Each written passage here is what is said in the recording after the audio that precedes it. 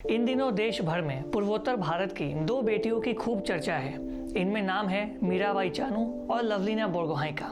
और हो भी क्यों ना, आखिर टोक्यो ओलंपिक्स में जो 2 मेडल इस समय भारत के पास हैं, वो पूर्वोत्तर भारत की इन बेटियों ने ही तो लाया है। हालांकि एक कड़वी सच्चाई ये भी है कि आज भी देश के कई हिस्सों में पूर्वोत्तर भारत के लोगों के साथ भेदभाव किया जाता है। कभी चिंकी तो कभी मोमो, इस तरह के कई सारे कमेंट आज भी पूर्वोत्तर राज्यों के लोगों के ऊपर देश के कई हिस्सों में किए जाते हैं। 25 मार्च 2020 को दिल्ली में एक मणिपुर की लड़की के ऊपर रात के समय कुछ स्कूटी पर सवार लोगों ने थूक दिया था।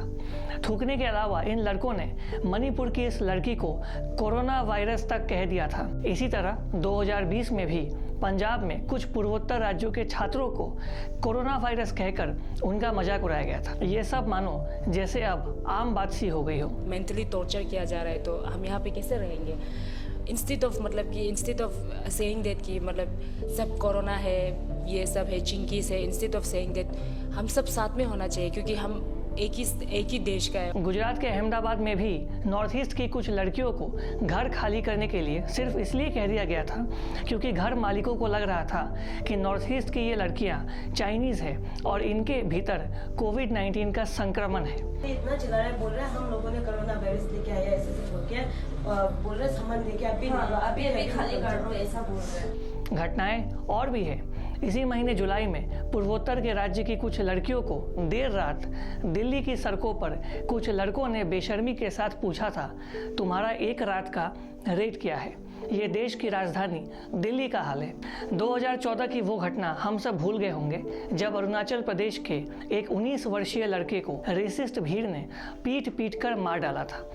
मगर तब से अब तक तारीखें तो बदल चुकी है, मगर हालात आज भी जस के तस बने हुए हैं। 2022 में भारत अपने आज़ादी के 75 वर्ष मना रहा होगा, मगर आज भी कुछ लोग अपने ही देश के भीतर के लोगों को उनके भाषा और उनके चेहरे के आधार पे विदेशी मानता है। ये काफ़ी दुखद है। टोक्यो ओलंपिक्स हो या कभी भी देश को आगे रखने की बात हो, पूर्वोत्तर भारत के लोगों ने इसमें देश को कभी भी पीछे नहीं रखा है, देश को हमेशा आगे रखा है। आवश्यकता है कि हम अपनी नज़रिया जो है उसमें थोड़ा सा परिवर्तन लाएं और हम ये दिखाएं कि हम वाकई में यूनिटी इन डाइवर्सिटी के मंत्र में विश्वास करते हैं, जो कि हमारे देश की पहचान है।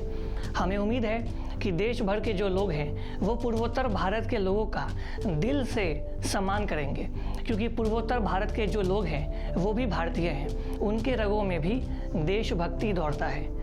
और अधिक खबरों के लिए लगातार देखते रहिए ईस्ट न्यूज़। हमारे फेसबुक, यूट्यूब, इंस्टाग्राम पेज को लाइक, शेयर और सब्सक्राइब करें। तब तक के लिए धन्यवाद। Thanks for watching.